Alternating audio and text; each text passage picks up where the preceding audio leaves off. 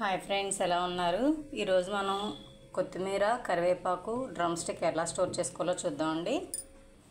Plastic బాక్సులు తీసుకున్నానండి.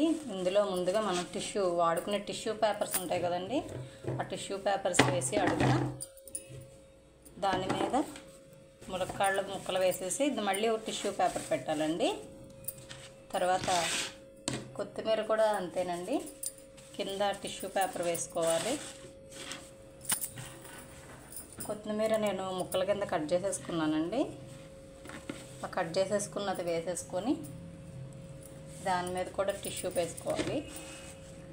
నేను కొత్తిమీర కాడలు కూడా సాంబార్లో వేస్తా ఉంచుతానండి. దీన్ని ఇలా మూత పెట్టుకొని స్టోర్ చేసుకోవాలి. అలాగే కరివేపాకు కూడా అంతేనండి. ముందుగా టిష్యూ వేయాలి. కరివేపాకు ఒలిచేసుకోవాలండి. రబ్బల కింద కన్నా ఒలుచుకుంటే మీకు తాజాగా ఉంటుంది. ఇలాగా పేపర్ వేయడం వల్ల వాటర్ అనేది అబ్జర్వ్ చేసేస్తుందండి.